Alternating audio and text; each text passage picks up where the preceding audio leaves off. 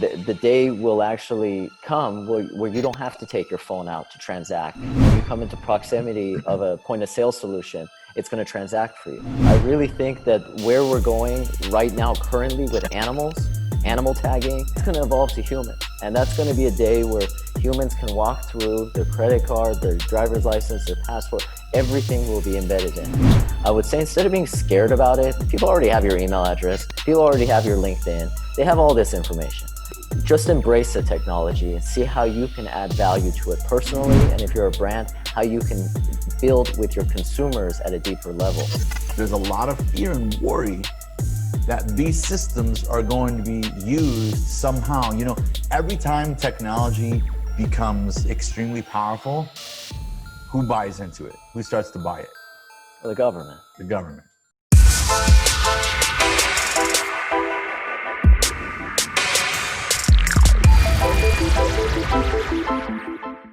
Ladies and gentlemen, what's up? Welcome to another episode of Stronger, Smarter, Richer. I've got one of my good friends here who also happens to be a major player in the tech field right now on some very, very hot and controversial topics. Listen up. Everybody's talking about data, contactless stuff. The apps are going to be put on your cell phones, tracking, you know, data. Are they tracking us too much? Is there too much privacy? Well, this is a really good dude, Amir Khoshniyati. I know him very, very well. I trust him, I respect him. He's gonna give us some clarity, share some insight, and even tell us how a lot of the stuff is gonna have a major impact on our lives. Yes, it's a controversial topic.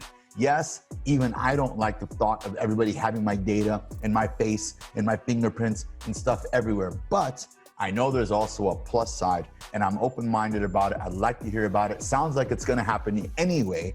So once again on Stronger, Smarter, Richer, let's find out how to leverage it. How can we use it properly to our advantage, or maybe even make some money on it? Amir, thank you so much for joining us, bro. I know it's in the middle of the evening, but I appreciate you coming on, dude. Happy to be here, Joe. Wish we could be here in person, but I guess this will do. This will do for now, man. You're in the middle of a crazy schedule during the week. We've been, trying to get together and do this now for over a couple of months now, basically. And I don't even see you very often. And it just seems like right now the industry that you're in is going through a massive boom. I don't think most people going, about their way every day really understand the impact of the database / RFID / information technology that's coming out right now and going to be impacting our lives in pretty much every single way, from shopping to communicating to the way we're marketed to our cars, to our communication, you name it. It just feels like you guys are all over it. And I see you in the middle of the action with these massive corporations working on these deals and sort of helping to innovate and then test in the marketplace. And I'm gonna pick your brain pretty hard. We wanna find out what's going on. We wanna know the pros and the cons and what to expect. Just have a little bit more clarity. Is that okay with you? Let's do it. Looking forward to it. All right. So I want to open up with kind of a controversial topic. I think we deserve it as an audience, and I think nobody better than you to sort of break it down for us and help us understand what this means to us. The idea that there is now technology in our cell phones, and apparently now going to be implemented out in public, in retail, everywhere, that's constantly collecting our information and data. Now, I know, and most people should know by now, that this has already been happening. It's already been happening on Facebook. It's already been happening on cell phones. It's already been happening through all these fun apps that we think we're using just to take selfies, and do little dances and TikToks and whatever. Data is everywhere, but how specifically, when we talk about sharing our data or our privacy, you know how everybody talks about like China's got cameras everywhere and they're tracking your every move, and you don't even have to use your cash anymore. You don't have to use credit card. You can literally walk into a store and it already knows your credit card information. I walked into the gym the other day and I was gonna hold my phone up for it to scan me in, and they're like, "Hi, Joseph," and I was like, "How you know me?" Right? Do I know you? How do you know? And she goes, "Oh, it's contactless." I'm like, "Man," and I thought of you. I'm like, this mofo, and so forth. But so tell me a little bit about, what's happening right now in the data realm, how it's going to impact us as consumers, as families, as people, and what we should be, aware of and also excited about. Sure. I mean, we're jumping right into it, so that's the exciting part here, and it's got a lot of legs right here when we get into the topic of contactless and what it means in this pandemic, post-pandemic, and how we're kind of coming out of it. For us, I think contactless has always been a theme the last couple years, and as we've evolved, we've tried to get people more and more in tune with the technology. So I think this whole era with COVID has accelerated the adoption of contactless payments, and then also contactless engagements with products that have been digitized. So I'm gonna step in and actually drill down into what this all means.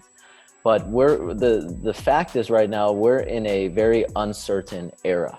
And what I mean by that is people somewhat have understood what this virus is. To some degree, they have new social norms, whether it's washing their hands, wearing gloves, but there's a little bit of hesitation when it comes to actually giving something that you own to somebody else, whether it's your phone to scan a barcode, whether it's currency transacting at a grocery store, or even your credit card to some degree, actually sliding it in for the chip and sliding it back out, because you never know who was there before you, what germs they passed on their card to that device, and then you transfer out.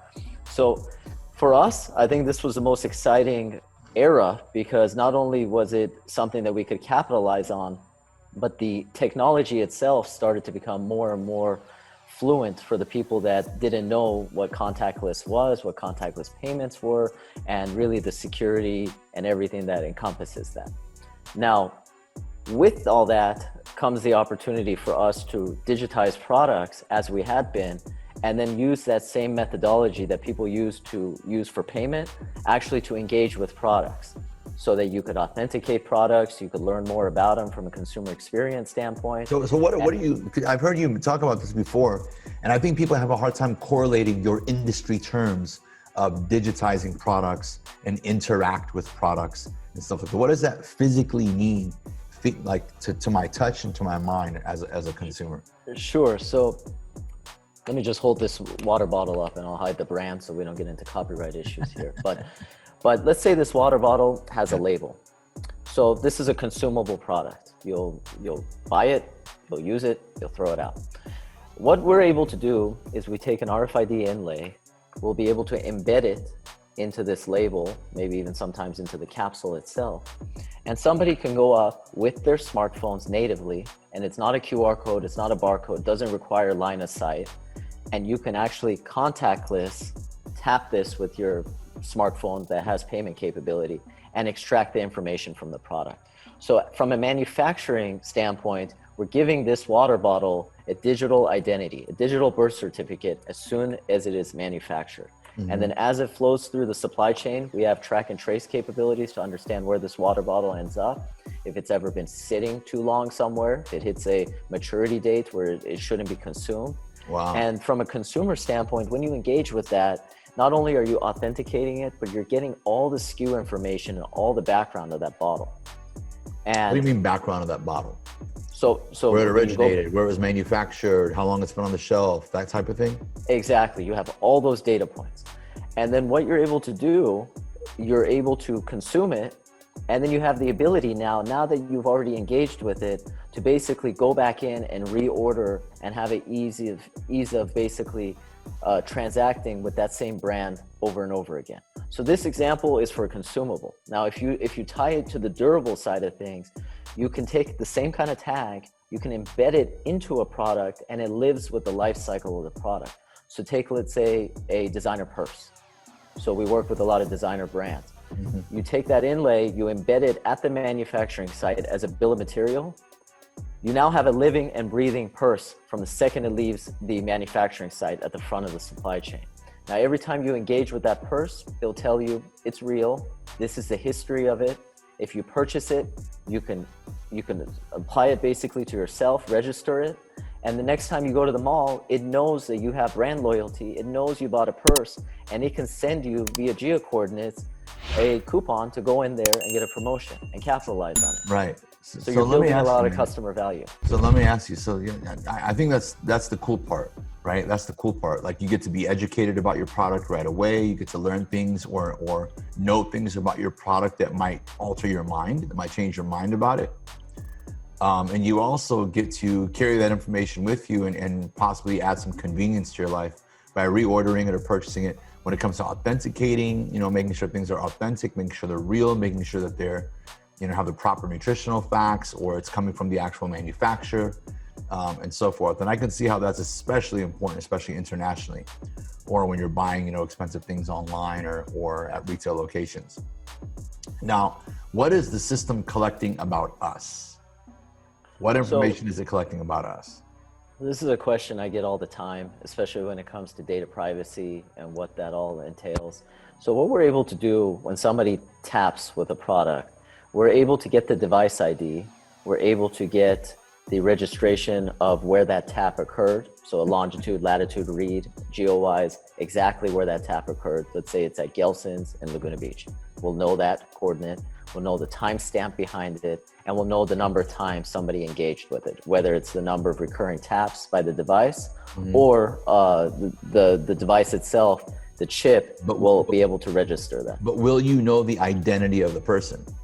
So that's the next step. We don't dive into the phone's details to know who the identity of the person is that owns the phone. Yeah. Now, if you transact and then you register, meaning you opt in to registering your information to that brand, let's say it's a water bottle, let's say it's a Gucci purse, and you opt in and you register your information the same way you would do for a email or another marketing promotion. Let's say they send mail to your home, then we would have that information. So where would you opt in this process? Do you with this particular technology, because we're no longer talking about data as a whole, we're talking about specifically one of your specialties, an RFID inlay, which is a device that transfers information from one item to another in some type of digital code, right? So where in this process does a person opt in? At what point does it become willful? It's usually during registration for a product. Very similar if you go in and you join a loyalty program. You'll upload your information, or you might even handwrite it if it's in certain legacy locations, and the brand itself will get your information and they'll start marketing to you. So the what brand we're living or in, the store or whatever, the system is at that point. So let me get back to sort of the heart of the question here. There's a couple of things I want to bring up. The first thing is I love contactless technology. Here's what I don't like. The fact that they're driving it through germs. If anybody has any elementary understanding of human anatomy, we use germs and bacteria to strengthen our immune systems, right? You know that. When we were kids, what did we not put our hands on? You know what I'm saying? you touched everything. Yep. Yeah, you look pretty healthy to me, right? And we know that that's true of our immune system, that our immune system adapts to bacteria. Sometimes we'll get the best of us and we'll get sick. But even with the COVID, thankfully, although it's a very serious, issue for a lot of people, thankfully we see our fatality rate extremely low, below 0.5%. Now nationwide, do you think, here's a big one, and I need to know this. Do you think that your industry, meaning not you, but sort of the, marketing decision makers, are leveraging the scare of COVID to push their technology, saying that don't touch anything, credit card machine, cash, a person, a purse, don't touch anything? Are they leveraging the scare tactics to push it out there? Well, I guess looking at it from an unbiased view, because we're definitely pro contactless because it opens up a world of possibility from a business standpoint. Right. I think that brands are incentivized to make it easier for people, and also usually transacting with your credit card has fees associated to it. So a lot of times cash is king, especially for small mom and pop shops. So the fact that they're adopting this technology, I think they start to understand that the loyalty to a brand comes with the data that brand is able to consume from the people that are transacting with them. So the more that I know from you, Joe, every time you come into my store and what you buy, the more I can upsell you and continuously increase the value of you as a customer and my cost of sales to you each time. There's definitely an improvement in the quality of service, the quality of targeting, maybe even making things far more convenient for a consumer. We're sort of, this convenience-based economy started with all these apps and Uber this and order that and deliver it to your home and yada, yada, yada, right? And so forth. But I love how you pivoted right there, by the way, bro. I'm like, do you think the industry is leveraging fucking COVID to push the product? And you're like, there's no credit card fees and there's no this and there's no that and blah, blah, blah, blah. Well trained, man. Well trained, buddy. No wonder they have I live and breathe it. Yeah.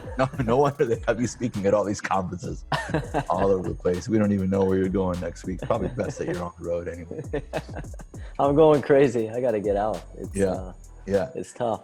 Yeah. So, one of the big fears that people have right now, and I don't want to make this a controversy podcast, sure, yeah. But the show is called Stronger, Smarter, Richer.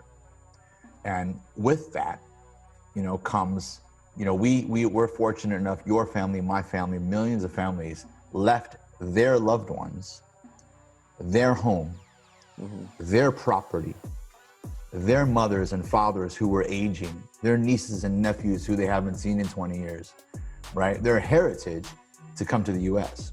Yeah. Because there were more freedoms and more opportunity than where they came from. If where they came from was much better, then what would be in the incentive to leave? Get it? So there's this sort of like underlying fear and worry from a lot of Americans, right? And a lot of westernized countries, right? Australia, Germany, the UK, Canada. There's a lot of fear and worry that these systems are going to be used somehow. Every time technology becomes extremely powerful, who buys into it? Who starts to buy it? The government. The government. Yeah. Military, government, etc.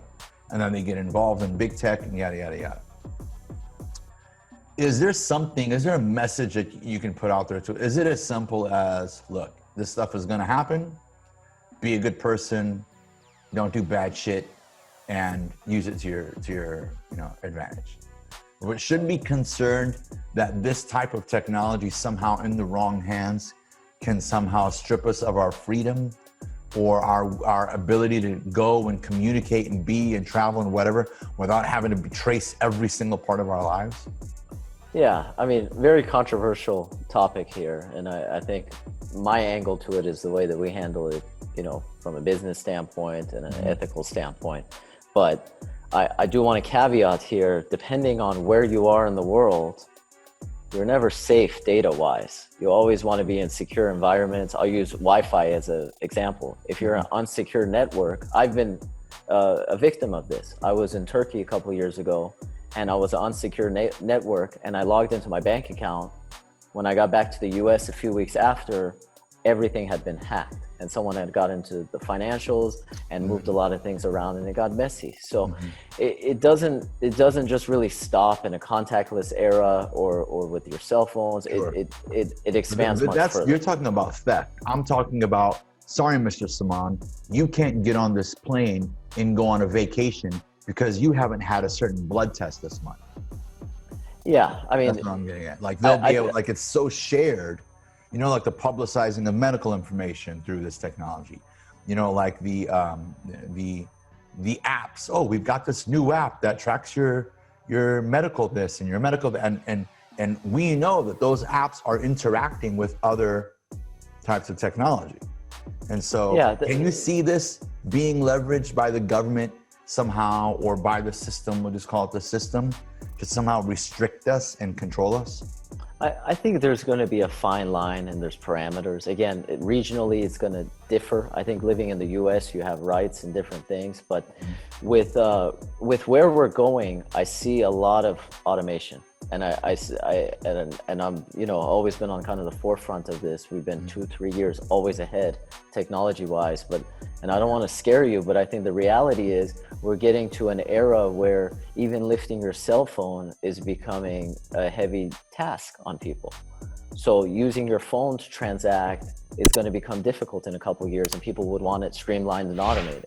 And that's the way that, we're positioning it technology wise, that the day will actually come where you don't have to take your phone out to transact. When you come into proximity of a point of sale solution, it's going to transact for you. And then equally, how is it going to do that? Well, you're going to start evolving into much more robust technology. You look at Bluetooth. Is there going to be something on my body? Yes, I really think that where we're going right now currently with animals, animal tagging, having basically an animal ID on your different type of pets, different things, that's going to evolve to humans. And that's going to be a day where humans can walk through their credit card, their driver's license, their passport, everything will be embedded in. Now people say what you see as an advantage, which clearly has massive conveniences to it. It's pretty cool. It's like Jetsons stuff. It's like futuristic movie stuff. We're always evolving into some movie that we saw 20 years ago, right? But that avoids the question. The question is a difficult one. It's also an unfair one. You're in a very, very influential and also very careful industry. Will we see governments start to use this to restrict our freedom? No. Okay. That's your opinion? That's something that you feel is fact? It's facts, because, as we've gotten involved with the COVID pandemic, and we did test kits, for example, and we used our tags to authenticate FDA approved kits. And then a physician had to administer those kits. They took the results in, and then they would store that information securely on a HIPAA compliant platform. And then if somebody came in and they saw that somebody was infected, it would notify everybody they came in contact with over the last 14 days and notify them. Now, that's a lot of personal data. There's a lot of twists and turns you could do with that data, but we came out of it stronger than ever.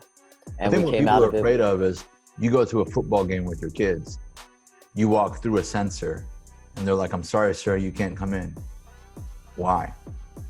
The system shows that, you had COVID, you did not have your vaccination. Because you have people that are mega money powers that have also done tons of good in our world and provided so many things that we use on a daily basis. The Bill Gates of the world, that are literally planting the seed in their speeches that they are making enough of this so everyone in the world can have it. And he said, life will not go back to normal for you. It will never go back to normal unless, you basically do the things that they're recommending you do. Is there any talk about that in your line of work? Is there any insight or any peace of mind? Or is it kind of like, Joe, those are kind of two different worlds right now. And we're just trying to provide, a really, really great human experience, of convenience and customer quality of service and care and so forth in multiple industries. That's really what we're doing right now. That's our main focus. Yeah, I think these are two completely different tracks. And I think that at some point they will intersect. And that point of intersection, I don't think our side or the government side or anybody else who's involved is going to influence one another. It's just going to be a complementary intersection. So meaning, if right now you have certain mandates, certain shots you have to get if you travel to certain countries, or they won't let you in. It's just a fact of life. Right. So if these become shots because it's a norm to save lives, and it is a proven fact, and the government adopts it for whatever reason, if it's an intersection with us, it's going to be an authentication play, because there's going to be a lot of counterfeits and Me Too's trying to capitalize and monetize on it. Right. If it's another technology, so be it. It's going to be complementary to the task at hand. So it's hard for me to basically answer to say that the government or somebody else is going to enforce it, and is it a very invasion of privacy. It's very interesting to me and millions of others that this type of technology is now emerging and becoming very well tuned. At the same time, we've had so many massive illnesses over the past 50 years that we've never had this level of restriction for. Yeah. There was no mandatory vaccination for the swine flu, or, all these other things that we've seen, Ebola, or all these different things that never really crossed paths with guidelines, protocols, the restriction of life, business, and so forth. This is the first time we're really seeing it.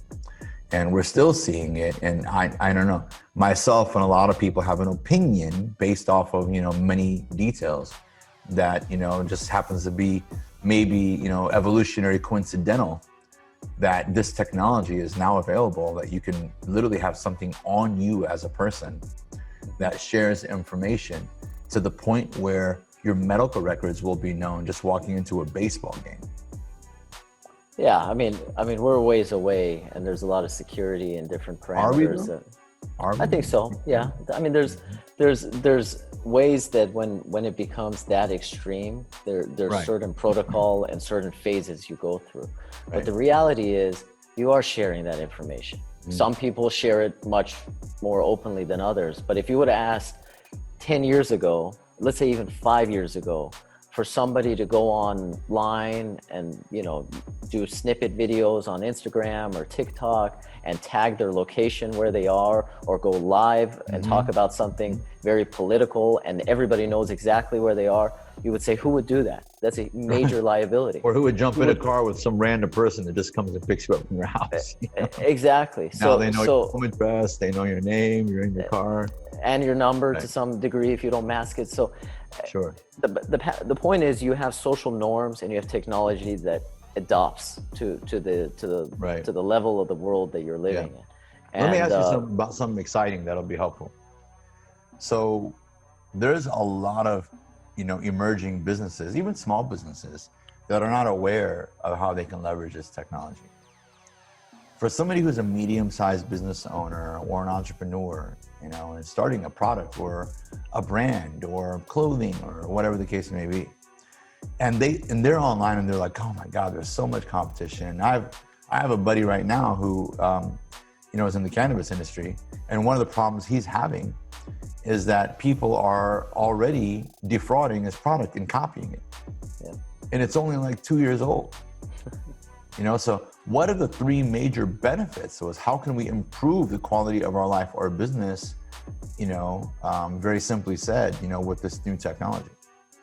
I think one is the obvious one. It's really authentication. So if you're a brand and you're pitching a product, your ability to verify, authenticate that product, and immediately cuts all the counterfeiters that are trying to tap and penetrate what you're doing. The second component to it is really traceability, I would say. So it builds on authentication, but it actually stems to where that product was made. So rather than just saying, yes, it's real, it actually gives you the data points. If it's cannabis, what plant did it come from? What kind of strain? When was it picked? How long was it in transportation to the shelf life or wherever it's being sold or wherever that transaction occurred? Yeah. And for the consumer, it's that proof of authenticity through the supply chain and that basically point of inception and its level of origin. Credibility. Exactly. Could help you influence your price point, your loyalty, competitive nature of your product, all kinds of stuff, just by having the customer better informed, like in an instant. Yeah, and your resale value, right? So if it's a durable good like a purse or something and you want to resell it, wouldn't you want to know that you bought it from South Coast Plaza Mall on this date, Right. and you bought it for this much? So, Kinda like a so it adds Carfax. up. Exactly. Yeah. Kind of like a Carfax, how many owners, who had it, what's going on with it. There's always going to be somebody trying to work the system. Exactly. And the third component to your question is really around the consumer experience. Brands, especially these days when it's becoming more competitive, brick and mortar is kind of disappearing, everyone's going online. You really want to understand what the consumer is interested in. So one is, I like Lululemon, I'm loyal to them, I'm going to continue buying from them. But from a brand perspective, if I'm Lululemon, I would like to know exactly what color shirts I bought. How often am I walking into the store? Do I walk into the store and pick up a shirt, try it on, or just look at it and put it back? What was the time frame and the people really duration. want to know that, or you're saying the store wants to know that? The brand wants to know that, Brand wants to because know that brand can then reposition its showroom. It could know exactly what's in the dressing room and doesn't convert, and you can get very creative there with that data. Somebody going to run up to me in the store and scream out my name that I don't know and going to be like, hey, Joe, try this shirt on. No, they'll be a level smarter. So by the time you walk out of that store, they'll send you a notification for 20% off of what you were pondering and you didn't convert on, and they'll drive you right back into. Maybe the key is to look around and walk out. Yeah, that's the. Get it, man. Listen, it is pretty cool. I'm not gonna lie. Like, we're a lot of people are freaking out about new technology, but yet every time something new comes out, we get addicted to it like 6 months later. Yeah. You know, and when it comes to privacy, I think the only problem we'll ever have is if it really starts to intrude on our freedoms. What we consider to be our freedoms right now, anyway. I understand that we're not as free as we think we are.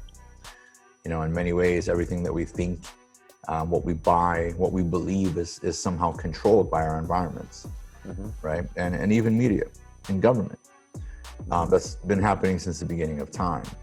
But it's really cool to talk about this stuff and give people an idea. You're on the RFID side, but the concepts of data exchange and you know, decision-making intelligence, you know, being that quick, that instant, and that touchless, you know, here in the very, very near, I mean, it's already here. It's just a matter of people investing in it and implementing in it. And, you know, I know you work with, you know, some of the biggest brands in the world right now. I've seen some of your trips and some of the companies and the corporate offices that you've been to. So I know you're out there probably enjoying it and learning a lot along the way too. But is there something that you would advise people, like if there are companies who are like, hey, I want to invest in this type of technology. I know that there may be pros and cons, but I'm going to try to leverage the pros. It's coming anyway. It's like, hey, you know what? Let me leverage it. Let me use it. Kind of like social media. People, I don't use social media. I don't like it. Well, you can use it in so many ways, you know, to your advantage. So is this something where somebody would contact you if they're interested, or what would a person do if they're interested in this? I would say before even contacting, before we even do a sales job or anything else outside of that, look to see how you can get creative with the technology. The beauty of this technology is it's endless. It's kind of a cliche thing to say, but the reality is when you get a consumer hooked on your brand and you get their data, you can do so much with it. There's so much data mining, there's so much value for the consumer themselves and ultimately the brand to understand who their consumers are. It's like dating someone. You go on a couple dates, you may not know them, but if you start to have them engage with you more and more in isolated locations away from friends, more one-to-one, you're gonna get to know that person much better. And this technology helps you to do that and then helps you to build on it. So if I'm a brand or I'm a consumer, I would say instead of being scared about it, people already have your email address, people already have your LinkedIn, they have all this information. The point is, as technology and the economy has this velocity trend, which you speak about all the time, Joe, just embrace the technology and see how you can add value to it personally. And if you're a brand, how you can build with your consumers at a deeper level. And then that would be the first step to then kind of have an engagement with us or with anybody else in the market. There you go. Embrace it and use it to improve the quality of your life. Yeah. That's your message right here. Do your research first, do your homework, find out what type of value you can add with this technology before you start reaching out and spending money on it. Yeah. Kind of your message. It's relatively inexpensive technology, but really it comes down to the segment you sit in and what the application really is. Yeah. Dude, I appreciate this, man. I mean, I haven't had actually this particular conversation with you in a while, and it's changed quite a bit, you know, just because like you said, you know, this year accelerated, you know, a lot of these things into not only innovation-wise in existence, but also the awareness that it's out there. Absolutely. I mean, we were last year, you know, talking about luxury brands and retail, and now everything I'm doing is healthcare and packaging, and so it's changing a lot, and it's exciting. Yeah, it's exciting for you because you're making money.